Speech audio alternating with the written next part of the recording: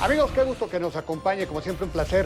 Este año la economía del mundo va a crecer menos que en 2021 tras el rebote que ocasionó la pandemia. Pero además, como secuela del COVID-19 está el reto de la inflación que por desgracia nos va a acompañar todo el año. México, con su propia problemática interna, bueno, no está ajeno a este pernicioso fenómeno que merma el bolsillo de las familias. Y hoy nos acompaña Carlos Serrano, economista en jefe del BBVA México, y vamos a platicar con él acerca del horizonte de este 2022, que no se ve nada fácil. ¿Qué tanto crecerá la economía? ¿Lograremos darle la vuelta al tropezón del 2020? ¿Cuánto tiempo nos acompañará la inflación? Lo invito a que nos acompañe. Bueno, ya está con nosotros Carlos Serrano. Él es el economista en jefe del BBVA y bueno, pues vamos a platicar con él acerca de la economía, del derrotero, de la perspectiva, del horizonte que se ve para la economía en este 2022 que estamos iniciando. Y Carlos, como siempre, muchísimas gracias por la oportunidad. Carlos, pues empezamos con una actividad económica bastante lenta, el gran problema de la inflación, el gran problema de que el consumo pues no levanta, el gran problema de que la inversión tampoco levanta. Y bueno, pues ¿cómo están viendo ustedes el arranque de este año, sobre todo en el primer trimestre? Muchas gracias, Alberto, y gracias por la invitación. El panorama es algo preocupante porque lo que nos muestran los datos, Alberto, es tal cual lo mencionas. Hay una serie de factores que han hecho que la recuperación de la economía mexicana se haya estancado en la segunda mitad del año pasado. Entonces, una segunda mitad del año donde la economía se estancó, y es en ese contexto que empieza este año, ¿no? En una economía estancada. Creemos que por distintas razones, pero fundamentalmente la pandemia nos está afectando en dos vertientes. La primera, Alberto, es que el consumo se ve afectado por olas de la misma. Una de las razones por las que el crecimiento ya fue negativo en el tercer trimestre del año pasado fue que ahí tuvimos el brote de la variante Delta, que si bien no se tradujo en medidas de mayor restricción por parte de las autoridades, sí resultó en que los consumidores se hicieran más cautos y consumieran menos. Y el otro factor que está afectando a la economía, también relacionado a la pandemia, son los cuellos de botella que hay en las cadenas de suministro global. Como sabes, Alberto, estamos viendo problemas en puertos, en embarcaciones, en transporte carretero, que muchas veces se ven afectados al haber más casos. Pues hay cierres totales o parciales de puertos, embarcaciones que van con menor capacidad por no tener tanta tripulación, y eso afecta particularmente a México por ser un país con una importante vocación manufacturera, y el resultado de estos cuellos de botella es que, por ejemplo, hoy la industria automotriz está operando al 60% de su capacidad, y por tanto la producción industrial pues todavía no se logra recuperar y está 5% por debajo del nivel que tenía antes de la pandemia. Entonces, estos factores están haciendo que la recuperación haya perdido vigor, y por tanto que el inicio de este año en términos económicos también parezca un inicio lento, Alberto. ¿Podríamos terminar el primer trimestre también en números negativos, Carlos, o cuál es la perspectiva? Me parece que sí, que hay una posibilidad importante. ¿También para el primer trimestre, Carlos? Para el trimestre todavía no tenemos tantos datos, pero me parece que creo que lo más probable es que tengamos un primer trimestre con crecimiento bajo, pero que sí sea positivo, Alberto. Ahora, la inflación, que es un problema que nos está afectando a todos cuando vas al súper, cuando vas a comprar cualquier mercancía, una camisa, una corbata, unos zapatos. Hemos notado los mexicanos que todo está carísimo. ¿Cómo estás viendo el panorama de la inflación para el resto del año, Carlos?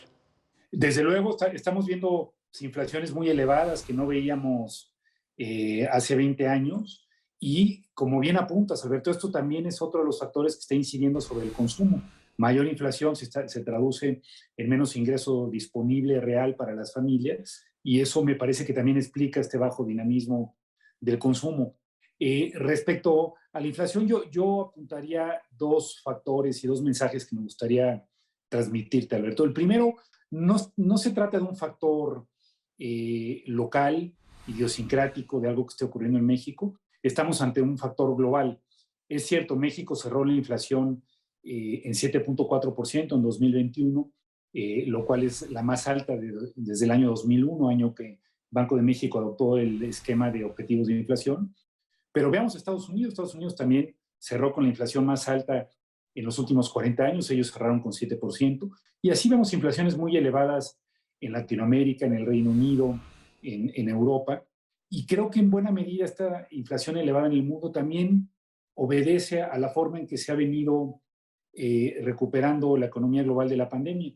Estos cuellos de botella que mencionábamos explican que los precios de las mercancías también estén muy elevados, y también la propia pandemia ha hecho que haya habido una recomposición del consumo donde las personas demandan más mercancías en relación a los servicios, y esto también pone presión en los precios de las mercancías. ¿Cuánto crees que termine la inflación, Carlos, al final del año? Mira, mi impresión y lo que nosotros estamos viendo, Alberto, es que creemos que la inflación va a empezar a descender en México. De hecho, ya tenemos una pequeña observación de la primera quincena de enero, donde todavía está elevada, pero disminuyó 7.1 en lugar del 7.4 con que cerramos. Y a mí me parece que una vez que los cuellos de botella empiecen a ceder, que vamos a tener ciertos efectos base, la inflación va a empezar a descender. Nosotros creemos que puede cerrar el año en entre 4 y 4.3%, es decir, todavía elevada, todavía por encima del intervalo de Banco de México, pero disminuyendo y bastante menor a los niveles actuales. No estamos exentos de riesgo. ¿Qué podría hacer que la inflación se mantenga algo más elevada? Pues nuevos brotes de la pandemia. Si llegara a haber alguna variante nueva que agudizara estos cuellos de botella, posiblemente no descendería a estos ritmos, pero en general me parece que tanto en Estados Unidos, que cerraron con 7, creo que pueden cerrar el año entre 3 y 3,5, como en nuestro caso creo que cerraremos, como te decía, entre 4 y 4.3%, porque me parece que hay muchas de las fuerzas que explicaban la inflación alta el año pasado van a empezar gradualmente a ceder en este año, Alberto. En cuanto al crecimiento, ¿qué están estimando ustedes ahí en BBV para este año? Me parece que la mayoría de los economistas pues ya han asimilado que vamos a crecer menos, lamentablemente, después del rebote del 2021, pues vamos a crecer menos. ¿Cuánto están estimando ustedes de crecimiento para este año, Carlos?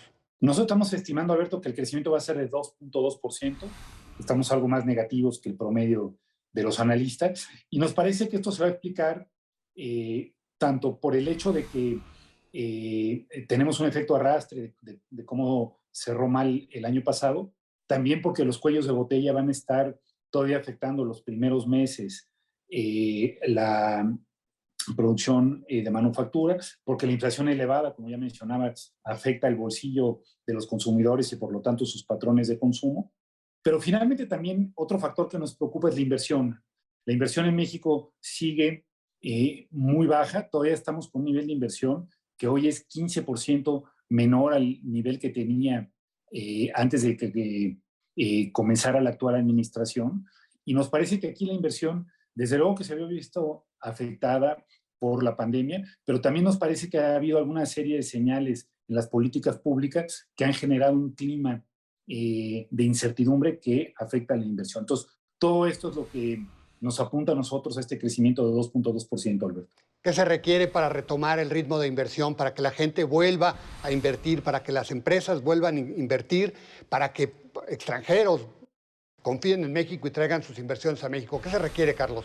Me parece que hay que dar un cambio de rumbo radical para lanzar señales de certeza y decir, este es un país en el que los contratos se respetan, este es un país donde las reglas del juego no cambian a mitad del partido. Hemos tenido varios ejemplos de que esto ocurra, desde la cancelación del aeropuerto, el intento de cancelación de algunos gasoductos, la cancelación de una cervecera. Todo esto abona este clima de inversión. Yo diría que el ejemplo más reciente, Alberto, es la propuesta de reforma al sector eléctrico, que con todas sus letras dice que se van a cancelar contratos y permisos. Esto es sumamente grave para el clima de inversión, aunque se piense que los contratos quizá no fueron en la mejor posición, pues una vez que se firma un contrato se respeta. Desde luego que si hubo corrupción se debe sancionar, pero si no, los contratos se respetan.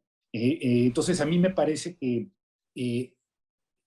de aprobarse esta reforma en los términos que se sometió al Congreso, eso tendría efectos muy graves para la inversión y en general para el crecimiento hacia futuro.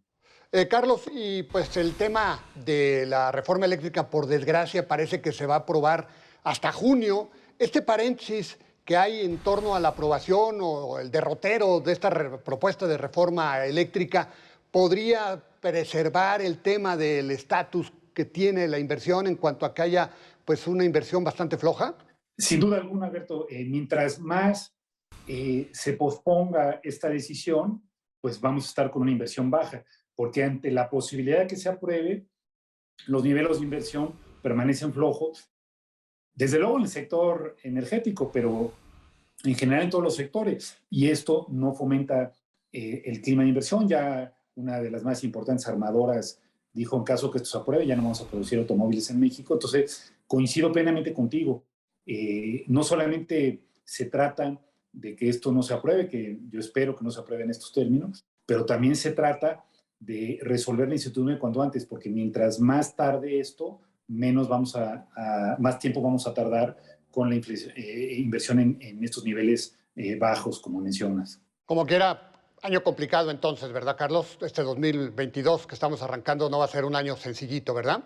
No, va a ser un año bastante complicado, tanto porque estará la sombra y la posibilidad de esta reforma eléctrica, porque estamos viniendo de un contexto donde la recuperación económica se estancó, y además porque va a ser un año, Alberto, donde la Reserva Federal de los Estados Unidos va a empezar a subir sus tasas, va a empezar a reducir el tamaño de su balance, y esto, como ya tuvimos una probada en los últimos días, va a traer un entorno de volatilidad en los mercados financieros. Hemos visto pues unos vaivenes enormes en los mercados de valores, también en los mercados cambiarios, y en estas aguas de volatilidad en mercados financieros va a tener que navegar la economía de nuestro país. Entonces coincido, se trata de un año complejo en lo económico, Alberto. Bueno, Carlos, muchísimas gracias, creo que sin desperdicio. Muchísimas gracias por la oportunidad de platicar contigo, como siempre, ¿eh?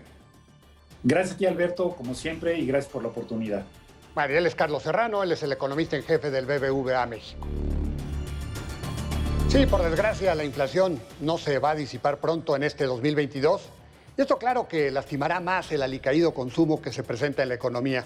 Además está el factor del alza de las tasas de interés que vendrá para contener el alza de los precios. Lo que es un hecho es que urgen políticas públicas que promuevan la inversión, porque sin esta variable, aún sumamente contraída, la economía difícilmente podrá apretar el paso. Tendríamos que crecer cada año al menos 4% para generar los empleos que necesitamos. Lo invito a la próxima semana, aquí a la misma hora, con más nombres y nombres. Hasta la próxima.